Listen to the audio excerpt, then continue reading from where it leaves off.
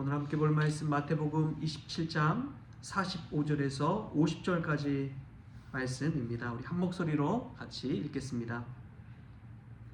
제6시부터 온 땅에 어둠이 임하여 제9시까지 계속되더니 제9시쯤에 예수께서 크게 소리질러 이르시되 엘리 엘리 라마 사박다니 하시니 이는 곧 나의 하나님 나의 하나님 어찌하여 나를 버리셨나이까 하는 뜻이라. 거기 섰던 자 중 어떤 이들이 듣고 이르되 이 사람이 엘리야를 부른다 하고 그 중에 한 사람이 곧 달려가서 해면을 가져다가 신 포도주에 적시어 갈대에 꿰어 마시게 하거늘 그 남은 사람들이 이르되 가만두라 엘리야가 와서 그를 구원하나 보자 하더라. 예수께서 다시 크게 소리 지르시고 영원히 떠나시니라. 아멘. 할렐루야. 오늘 새벽에 주신 말씀 가운데 귀한 은혜가 저와 여러분에게 있기를 소망합니다. 우리 예수님께서 십자가에 달리셨을 때 제6시에 어둠이 임했습니다. 그리고 제9시까지 그 어둠이 계속됐습니다. 제6시는 이제 정오죠. 한낮입니다. 가장 해가 중천에 떠 있을 때인데, 가장 밝을 때인데 그때 어둠이 온 세상을 뒤덮은 거예요. 그리고 그 현상이 오후 3시까지 한 3시간 정도 그런 어둠이 온 땅을 뒤덮였습니다. 그때 예수님께서 엘리 엘리 라마 사박다니 나의 하나님 어찌하여 나를 버리셨나이까 라는 그 외침, 그 절규를 십자가상에서 하신 것이지요. 가상 7원 중에 한 구절입니다. 그런데 이 말씀을 묵상하는데 예수님 십자가 위에서 버림받았다는 그러한 고백을 하셨는데, 그 상황이 바로 어둠과 같은 상황이죠. 절망과 같은 상황입니다. 우리 인생에 버려진 것 같고 절망스러운 상황 가운데 떨어질 때가 있잖아요. 내가 원해서 그런 것도 아니고 사고처럼, 갑자기 찾아온 사고처럼 그런 절망에 빠질 때가 있습니다. 그런데 복음의 역사는 얼마나 놀라운지요. 버려진 그곳에서 하나님은 놀라운 새 생명의 역사를 이루십니다.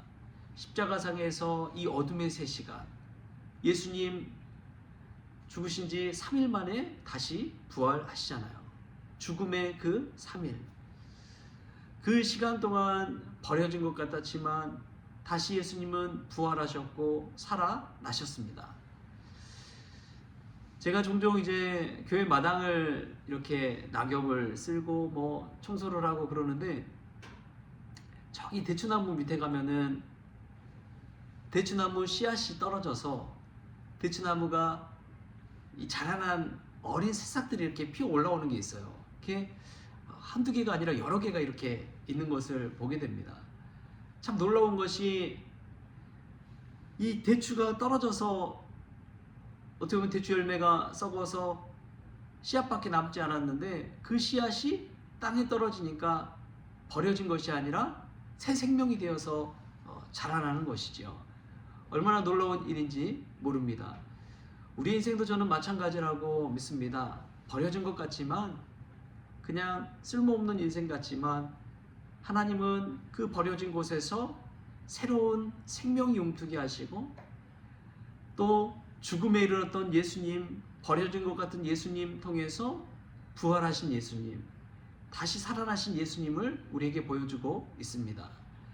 여러분, 이것이 우리에게 얼마나 큰 복음인지요. 어둠 가운데 계신 분이 있습니까? 빛 대신 예수님 우리 가운데 오신 것처럼 우리도 빛 가운데 나아갈 줄 믿습니다. 우리가 빛의 자녀들이라는 것을 기억하십시오.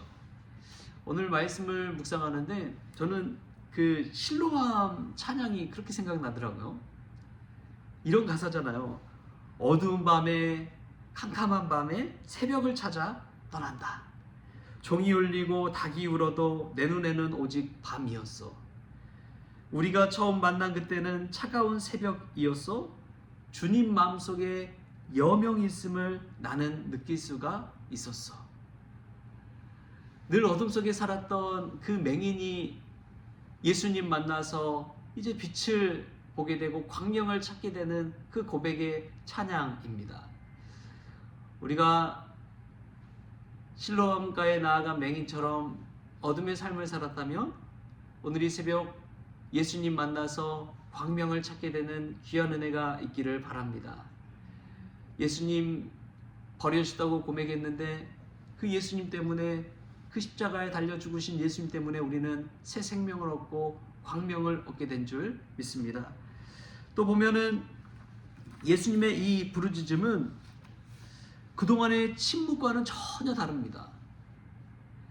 예수님 그동안 십자가에 막 끌려갈 때는 침묵하셨잖아요. 도살장에 끌려가는 어린 양처럼 침묵하셨습니다.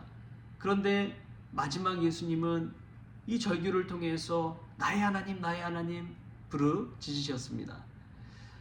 여러분, 우리는 인생의 고통의 절망 가운데 있을 때도 우리 하나님을 외쳐야 될 줄 믿습니다. 나의 하나님, 나의 하나님 고백해야 될 줄 믿습니다. 그렇게 하나님을 부를 때에 하나님께서 우리에게 힘 주시고 능력 주시고 은혜 주실 줄 믿습니다. 근데 그게 기간이 길어질 수도 있어요. 죽음에 이를 수도 있습니다. 그러나 하나님을 부르는 그 믿음이 우리 가운데 있을 때 우리는 마침내 할렐루야를 외치게 될 줄 믿습니다. 제가 이제 여러 책을 읽다 보니까 마지막에 유언처럼 할렐루야를 외치시는 분들이 꼭 있더라고요. 이중표 목사님이 그러셨고, 그리고 이화여대 총장을 지냈던 김한란 박사님도 유언으로 할렐루야를 외쳐달라 그렇게 유언을 남기셨대요. 인생의 마지막에 할렐루야를 외치는 그러한 인생, 믿음의 사람의 끝이 아닌가 싶습니다. 우리는 끝까지 하나님을 찬송하며 나의 하나님, 나의 하나님 부르짖어야 될 줄 믿습니다. 우리의 끝이 그냥 절망이요, 죽음이요, 거기서 끝난다면 아무 소용없지만 우리가 할렐루야를 외칠 때 우리도 예수님처럼 부활의 그날이 온다는 그 믿음의 외침, 그 믿음의 고백을 하는 저와 여러분이 되었으면 좋겠습니다. 사실 우리 주변 돌아보면 녹록한 상황은 아니죠. 늘 어려움이 있죠. 생각지도 못한 일을 겪을 때도 있습니다. 누구에게 말하기조차 어려운 아픔을 겪을 때도 있지요. 그럼에도 불구하고 우리가 하나님을 믿는다는 것은 그 모든 아픔과 어려운 상황 가운데서도 믿음의 씨앗, 희망의 씨앗 품고 살아가는 것인 줄 믿습니다. 저는 기도하는 자들에게 이러한 희망의 씨앗이 있다고 믿어요. 기도하는 자들은 그냥 절망에서 끝나지 않더라고요. 그 기도와 부르짖음, 그 절규를 통해서 하나님이 원하시는 길을 향해서 한 걸음 한 걸음 나아가더라고요. 마치 담벼락을 올라가는 담쟁이 동굴처럼, 하루하루 말없이 그 담벼락을 오르는 담쟁이처럼 가만히 있는 것 같지만 그렇지 않습니다. 담쟁이는 오늘도 그 벽을 향해 올라가고 있습니다. 기도의 사람들이 그런 담쟁이처럼 기도함을 통해서 하늘을 향해, 하나님을 향해 올라가는 귀한 은혜가 있기를 주신 예수님의 이름으로 축원합니다. 기도하겠습니다. 주신 하나님, 그 어둠을 빛으로 바꾸시고 버려진 것이 아니라 버려진 그곳에서 새 생명을 움트게 하신 것처럼 저희들 이 어려운 어둠과 같은 상황 가운데 빛으로 오셔서 저희들도 빛의 자녀처럼 살아갈 수 있도록 주님 주장하여 주옵소서.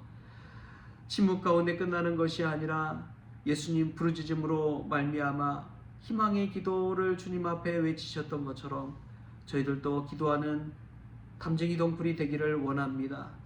하루하루 벽과 같은 현실 속에서 주저앉아 있는 것이 아니라 기도함을 통해서 하늘을 향해 한 걸음 한 걸음 올라가는 믿음의 성도들이 되어지게 하여 주옵소서. 오늘 하루를 주심에 감사하며 예수님의 이름으로 기도하옵나이다. 아멘.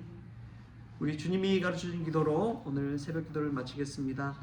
하늘에 계신 우리 아버지여, 이름이 거룩히 여김을 받으시오며 나라가 임하시오며 뜻이 하늘에서 이루어진 것 같이 땅에서도 이루어지이다. 오늘 우리에게 일용할 양식을 주시옵고 우리가 우리의 죄진자를 사하여 준 것 같이 우리 죄를 사하여 주시옵고 우리를 시험에 들게 하지 마시옵고 다만 악에서 구하시옵소서. 나라와 권세와 영광이 아버지께 영원히 있사옵나이다. 아멘.